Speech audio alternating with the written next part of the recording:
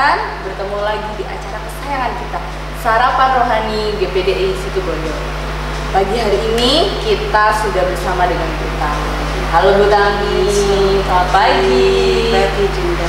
Nah, pemirsa. selamat pagi juga buat pemirsa yang ada di rumah. Pagi hari ini kita mau mendengarkan renungan yang akan disampaikan oleh Bu Tami. Tadi udah dapat bocoran sih, judulnya itu mengatasi kekecewaan. Kita mau tanya-tanya sama Bu Tami ya. Bu Tami, biasanya apa sih penyebab dari orang itu menjadi kecewa? Terima kasih Dinda, selamat pagi juga Bapak Ibu yang di rumah. Kita tentu pernah yang mengalami kekecewaan. Saya tidak tahu kalau ada survei yang mengatakan orang tidak pernah kecewa ya. Tentu dalam kehidupan kita sehari-hari yang banyak tantangan, itu kita mengalami satu waktu di mana apa yang kita inginkan, apa yang kita pikirkan itu tidak sesuai ekspektasi. Apa yang kita dapat, kita terima itu tidak sesuai dengan apa yang pernah kita harapkan. Itulah yang menimbulkan kekecewaan. Misalnya saya mengharapkan rumah yang besar, tapi yang didapat rumah yang sederhana, pasti akan ada sedikit kekecewaan ya. Di dalam kehidupan kita sehari-hari sering kita menemui kekecewaan karena tadi saya katakan tidak sesuai dengan apa yang kita harapkan itu ya. Dan kalau kekecewaan ini lama-lama numpuk istilahnya ya, satu kecewa dengan ini terus ditambah lagi, itu akan menimbulkan sakit hati. Dan itu akibatnya ya kan jelek lah ya, itu akan menggerogoti kehidupan kita ya. Kekecewaan yang tidak terselesaikan itu akan menimbulkan dampak yang tidak baik dalam kehidupan kita. Ya. Nah, dampak dari rasa kecewa yang dirasakan oleh seseorang itu apa ya Bu? Di sini saya catat 3, tentu masih banyak ya mungkin ya. Yang pertama yaitu membuka celah bagi iblis, atau dikatakanlah dosa bisa masuk dalam hidup kita kalau kita ini memupuk kekecewaan. Misalnya saya contohkan di sini peristiwa Kain dan Abel. Kain itu kecewa karena melihat persembahan Abel diterima oleh Tuhan sedangkan dia tidak. Akhirnya apa? Dosa itu ada masuk ya, dikatakan dosa mengintip. Nah, saya bacakan di dalam Kejadian 4 ayat 7.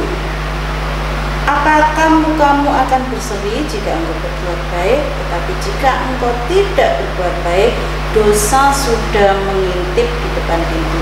Ia sangat menggoda engkau, tetapi engkau harus berpuasa atasnya. Dikatakan sejak awal bahwa diingatkan oleh Tuhan sendiri bahwa kamu harus dapat menguasai dirimu agar dosa itu tidak masuk dalam itu salah satunya ya.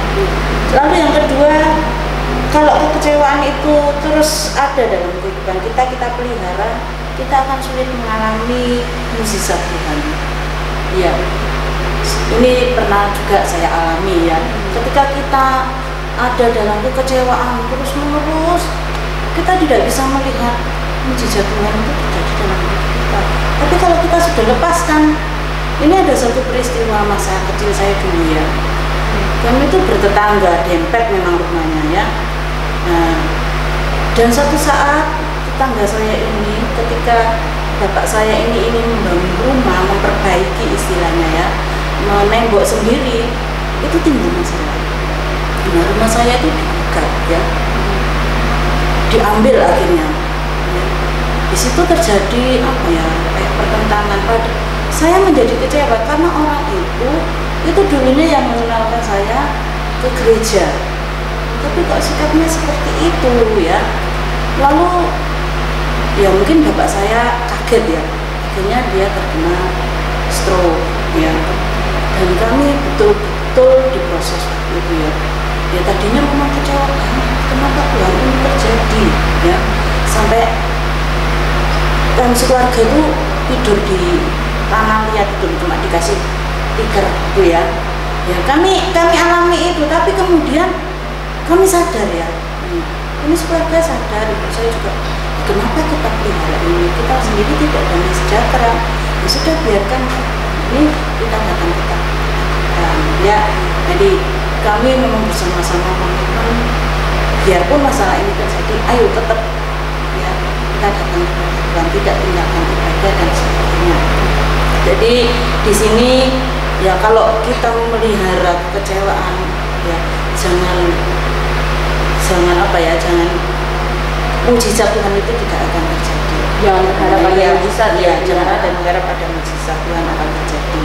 Lalu yang ketiga, tidak mampu melihat masa depan.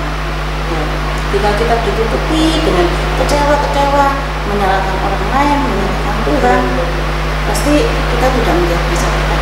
Contohnya di sini saya pakai Yusuf. Yusuf itu bagaimana ya? Dikhianati oleh saudara-saudaranya sejak kecil. Kemudian ketika ia ada dijual di Mesir, kemudian dimasukkan penjara, dia menolong juru minuman janji, iya nanti kamu tak lepaskan ya, misalnya itu dilupakan, dia kecewa lagi. Ya. Banyak kekecewaan yang dialami oleh Yusuf, tapi Yusuf tidak tinggal dalam kekecewaan itu. Kalau kita belajar dia mampu melewati ujian, sehingga dia tidak sakit hati ketika kita tahu pada akhirnya ketika saudara-saudaranya datang, dia sudah melepaskan kekecewaan sakit hatinya kepada saudara-saudara. Bahkan dalam Kejadian 50 ayat 20, memang kamu telah mereka-rekakan yang jahat terhadap aku, tetapi Allah telah mereka-rekakannya untuk kebaikan. Jadi itu yang kita pelajari, bahwa kalau kita membentuk kekecewaan itu dampaknya itu sangat merugikan diri kita sendiri. Kita tidak bisa melihat masa depan. Kita tidak bisa melihat masa depan. Kita tidak bisa melihat masa depan. Yusuf mana tahu dia kemudian diangkat menjadi raja ya, orang kedua di Mesir. Tapi karena dia melepaskan semua kekecewaannya, maka masa depannya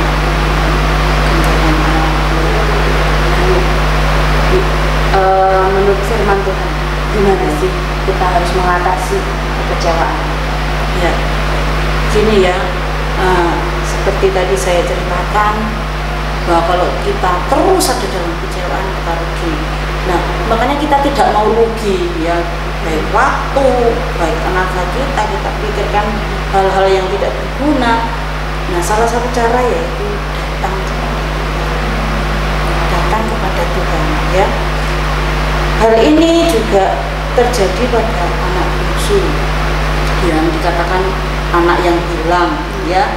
Jadi ketika dia sudah ada dalam keadaan yang jatuh ya, baru dia dengan kesadarannya akan keberadaan dirinya, akan perlunya pribadi Tuhan, itulah yang menjadi titik balik yang penting dalam hidup kita sebenarnya ya.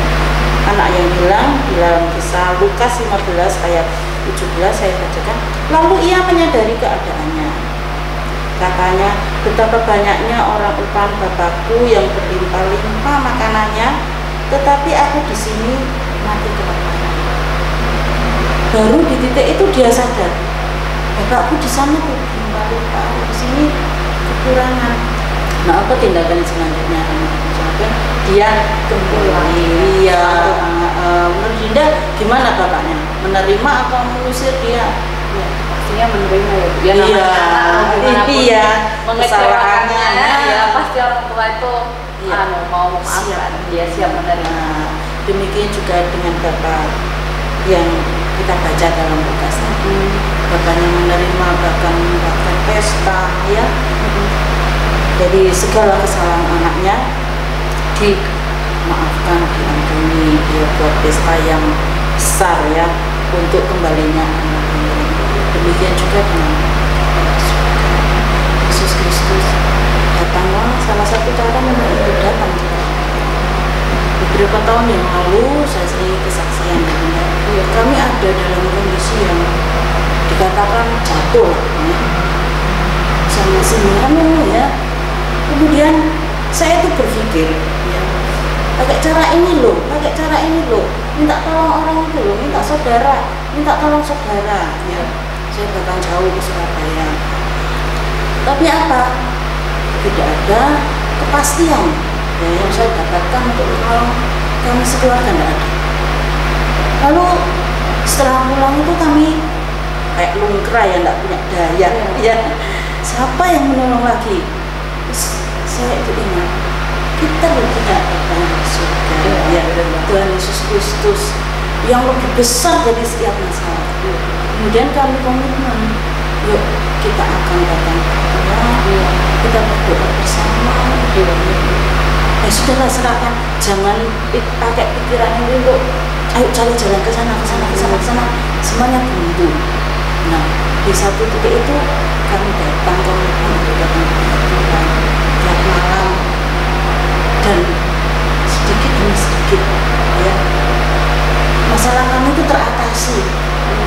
Saya tidak menyangka orang yang tidak kami kenal memberikan pekerjaan dan sebagainya, sehingga segala sesuatunya boleh ada jalan keluar. Iya, ada jalan keluar.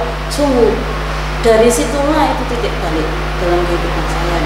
Ya, kalau kita datang kepada Tuhan, tidak pernah Tuhan itu menolak. Bahkan Dia dengan tangannya terbuka itu merangkul kita, anak-anaknya yang siap untuk mengikuti kita. Lalu yang kedua yaitu kita mengubah pola pikir kita ya. Memang sih kalau kita datang kepada Tuhan tidak langsung ya, tidak seperti membalikkan tangan. Nah, kekecewaan itu terus hilang, keadaan itu langsung membaik tidak. Tapi yang penting ya, Tuhan rindu kita, pola pikir kita ini loh yang dibentuk. Ya, penyertaan Tuhan itu selalu dalam kehidupan kita. Tidak pernah Dia tinggalkan kita. Bukan berarti keadaan langsung membaik, tapi pelan-pelan kita ikuti proses. Nah, kalau mengikuti proses kan kita lebih dewasa gitu ya. Kita tahu, oh gini loh.